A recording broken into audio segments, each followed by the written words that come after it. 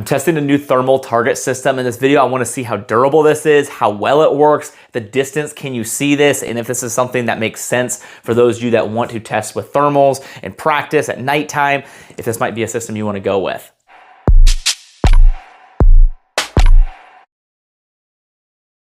So this target system is not commercially available yet. It's currently being tested by the military, which is pretty cool. But I know the guy that was helping design these, and he sent me this as a prototype. So this just gives us the concept of what these are gonna do, not the final design. But he wanted to get my feedback on this and test the durability to see how well this can withstand a lot of rounds and what is gonna actually damage this and where kind of the downfalls are. So that's what we're gonna find out in this video. So there is a woven metal wire in here, and that's what heats up. So you'll see in some of the B-roll, there's a big square in there, and then you can shoot through this foil area. And what I see a lot of people doing is actually just setting a target behind this and having this as an aiming point for their steel. That way they know where to shoot with the thermal. But we want to see the durability of that. If you shoot a round through that, is it just going to turn the whole system off and it kind of makes it obsolete? Or can you shoot a bunch of rounds through this to see how well that lasts? Then you got this bulletproof plate here that protects all the actual components in the back that actually heats this up. I want to see, can this protect it from a 5.56 from close range, or is it something that can take multiple hits? How many hits can it take? So we're going to test the durability of this entire system, along with just going back at different distances to see how far you can see this, to see is it something you can use at long range shooting, or is it just something that you can only use close range, and how versatile is this? So like I said before, this is just a prototype, so this is not the final form of what it is. The ones that we will get later when they're finalized will probably be body sized. They'll have the same concept of this, but it'll be designed a little bit differently. But it's really cool that we got our hands on this early to be able to go out and actually test it. So one of the things that I thought was neat when we were checking this out and turning it on is this heats up, and I was really worried that it would be really hot to the touch, or this plate would be really hot for moving the target from place to place, but it actually was not. I was really surprised with how not warm at all to the touch it was. I really thought there would be some kind of heat output to it, so I don't know what is in there. I haven't cut it open to see, but whatever they're using does a really good job of being able to be visible to the thermal without having like really bad heat signature or being uncomfortable to actually move the targets to and from different locations. So the first thing we did, and we wanted to see, is how far can you actually see this target? Is this just something that within 30 yards, 50 yards, I can see it and that works, but anything past that you can't? So we started at 100 yards, and then we kept moving back at 100-yard increments. We went to 100, 200, 300, 400, and then went to 500 yards, and we kind of reached the capabilities of our thermal at that point. I believe you probably could see this farther, but 500 yards is where we went, and you were still able to see the system. But as you're seeing from the B-roll, it's just so far away. You can see the heat signature, but because of the optic we were using and we didn't have a huge magnification, it was just really, really tiny. So going back any farther, I don't think really would have served a ton of purpose. But I think that 500 yards is going to be good for most people that are wanting to use this system, especially for thermal. A lot of us probably aren't taking too much farther than a 500-yard shot. But if you get a bigger one, I think we could have probably stretched it out even farther. It was just kind of a size thing that it was just so small, it's kind of hard to go too much farther back. Now for the next test that we want to do, we have to go out to the range. We're going to take out the Griffin Armament MK2 with the HRT suppressor. We got the DNT Thermite on here. That is a daytime, nighttime, thermal, night vision. It's got a ballistic calculator, rangefinder. It's got a bunch of stuff on it. Pretty cool setup. And we were able to really test this rifle a lot during this, which is cool. But we wanted to go out. We want to shoot this all over the place, see how durable it is, along with, we wanted to test the waterproofness of the target and see if it can withstand being out in the rain and the weather. And I was just gonna take a water bottle and kind of dump some water on it and see what happened, but just because I didn't really know what the weather would be like that day. But luckily, it was raining, so it rained the entire time that we were testing off and on, and we didn't have any issues with that. So it is water resistant, I would say, at least. I don't think I'm technically allowed to say it's waterproof, but it's water resistant enough that we didn't have any problems the 2 hours that we were out at the range with it. Now, real briefly, before we get into that testing video, I need to go over the brands that are incredibly helpful and that allow us to continue to do these videos. So I would love it if you guys would show them some support. We got Stopbox and NeoMag. Stopbox is incredibly important to me because it is a retention device to keep your tools safe from your children or anyone you don't want to have them. That's why I built this room with Hold It Display, to be able to keep all my stuff safe, secure for my kids. You're able to enter the combination, have quick access to your tools and whatever you have in here, and you know that it's safe from your kids, and I love that. Anything with firearm safety is very important to me. And then the NeoMag, I love carrying an extra magazine with me, and with this, it's a great way to be able to pocket carry the extra mag, especially with the new one that just came out. This is the Gen 2. This isn't the one. Sorry, this is the Glock version. There's a Gen 2 that kind of eliminates the Glock version that has more magnet power and a bunch of other nice additions as well. Check out the NeoMag. stop boxes, get right back into this video. I appreciate that. So we're down here at the range and we're about 35 to 50 yards away from the target. And we're currently just waiting for it to get dark so we can shoot this. But the goal is we're going to put as many rounds through this target as possible until you can't see it anymore, because they say that it should take hundreds of rounds before they have to replace that screen, and as long as you don't destroy the actual components. Oh wow, the wire shot. Then you can just replace the screen, which is fairly cheap, and then you'll be able to start shooting again. So we want to see how many rounds the actual screen can take, and I want to see, can you see your hits? How long can you see your hits? At what point does it just not become possible to see anymore? So we've got this set up on the tripod here, and we're gonna wait for nightfall. Unfortunately, it's raining, which is kind of a good thing though, because I wanted to test the waterproofness of the target. So I was just gonna pour some water on it, but since it's raining, it's gonna be out here for the next hour or so. So we'll be able to really test how waterproof it is. We got this set up. Now we just wait. So it's dark out now, and we got the night vision camera filming, and we got the target down there. So we just finished the test of seeing the distance of it. We're at that 35 to 50 yard range. We're going to put as many rounds through this as possible. And you guys will be able to see both camera angles of this. The Thermite optic, this films what we're looking at. So that's gonna be incredibly helpful in this, so you guys can see exactly what I'm seeing, but you can also see me shooting from that angle as well. So let's go ahead and start.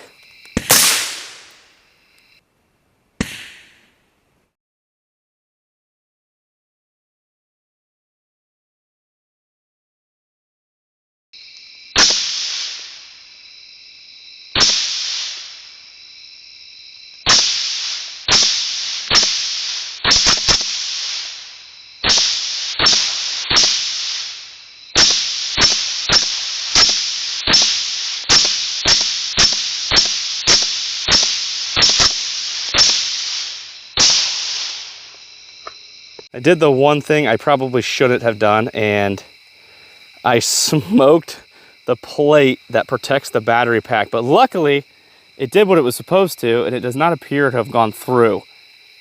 So I was gonna do that later, but I guess we started off early. We're really testing the durability here of it early on. So we'll just fix this up a little bit and make sure to shoot a little bit higher.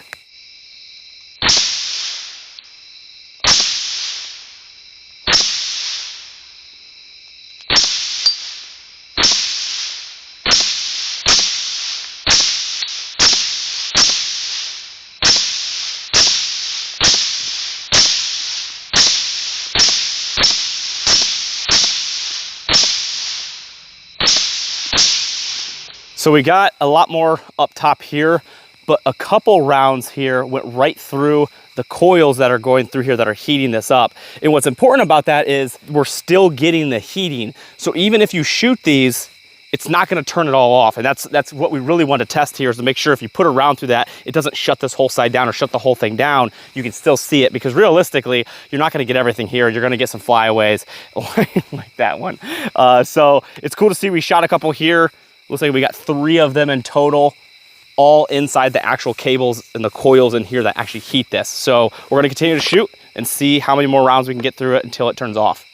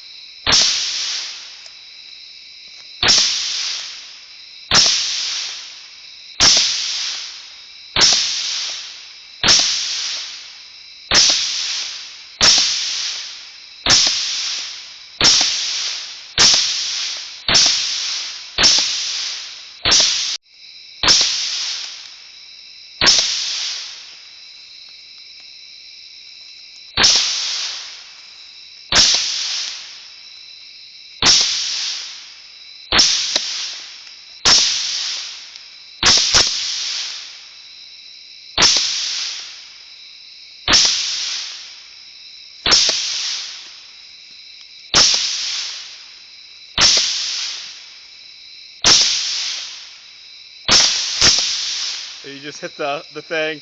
Did you hear it? Oh no, yeah. Aim higher.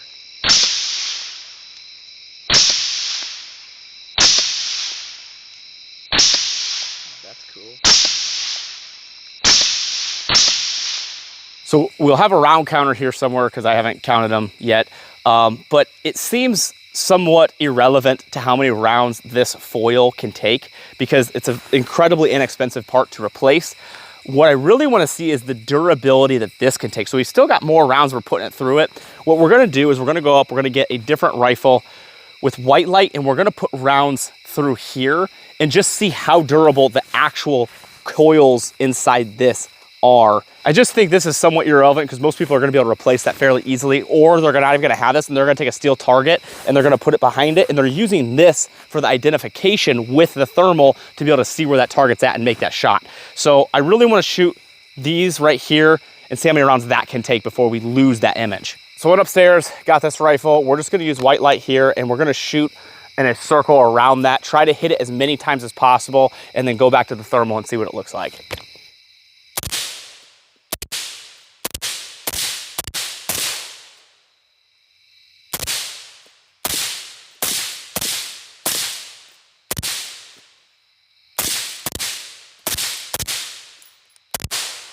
And I shot the gosh dang thing. It was a horrible shot there, and I hit the plate, but let's see, I'm gonna click it in the back. It still turns on. So the plate did its job. But look at the wires. Oh wow, the wire shot. Okay. Still turns on. Still turns on. So let's see in the thermal. So you can still see it there. I think we might have killed it now. I think the wires might have done it. I hope you guys enjoyed the testing that we did. I really like the concept of the target. There's really not a ton of options out there on the market. A lot of guys will use like heater pads that you put in your pockets for your hands, and they'll set those on a target. But once you shoot them a couple times, they're completely useless. With this is something you can repeatedly shoot. I don't really necessarily think it's as important, like I said in the video, about how durable that foil is, because me personally, I'm gonna remove the foil, I'm gonna put a steel target behind it, and I'm gonna set that there, and that's just gonna be my identifier for that target, and then I'm gonna be able to hear it just fine with a steel target. What was more important to me is to see how durable the cables that actually heat up were in there, and it was nice to see that you could shoot those and you're still gonna have access to seeing that through that thermal. It didn't just shut off a side of them. I was wondering if you shot like a handful of them, it would like just turn off that side. You can only get 3 lines or how it would work, but it was cool to see that I shot it how many times and it didn't have a problem with that until I shot the cable. It seems like every time I go to shoot something new or test something, I end up ruining it early by breaking something. Obviously, we just got the prototype, so I'm really excited to see what the final product is and what they're currently testing. And I will be getting a couple of those once they're completely done with that and available. And I'll probably do a follow-up video or do some testing with those and test different optics like this D&T. I hope you guys enjoyed the video of me going out and being able to try something new that's not on the market yet. Just being able to see new technology that's out there, what things that are coming. And it's just kind of fun to shoot them and see what it does. So I had fun doing it. Hope you guys enjoyed it. If you guys are looking up on the channel and the things I'm doing here, there's a couple ways to do that down in the description. It's my website, techadvisor.net. There's gonna be a lot of things interesting there that you're going to want to check out. And there's a subscription list. You can subscribe to my email list. We're gonna be doing that here soon. I know I've been saying that. We keep pushing it back, but we've got a lot of cool things coming for that. So I'd love for you guys to subscribe to that. Check out Howitzer Clothing. They donate 5% of proceeds to charity, and they have a Tactical Visor shirt. And now they have a code, TA15, that saves you 15% off your order of Howitzer clothing. Use as much as you want, it's limitless, and you can get a cool Tactical Visor shirt, and they donate 5% of proceeds to charity, which is incredible. I always like to end my videos on a Bible verse. I think it's important, and I've been studying Judges, and something that really stuck out to me was Gideon and how a lot of us can sometimes be like him, where God will call us to do something, whether it be something really simple or something really big like Gideon had to do with the Israelites, and a lot of times we're really doubtful and we're skeptical and we're like, what about this guy? Like, what are you calling me? Like, I'm just a nobody from a really small tribe and really weak and all these things. And we come up with excuses, and we need to make sure that we're staying motivated and in the Word. So when God does call us, we can be confident in that calling and we can do what He calls us to do and not be like Gideon there in the beginning. Now, in the end, he did what he was supposed to, and good for him. But it's important that we're in the Word and we're studying so we can answer that call the correct way. If you ever have any questions about the Bible and resources to be able to help you study and learn, I'd love to help you out. Please put it in the comments. I love and appreciate you all.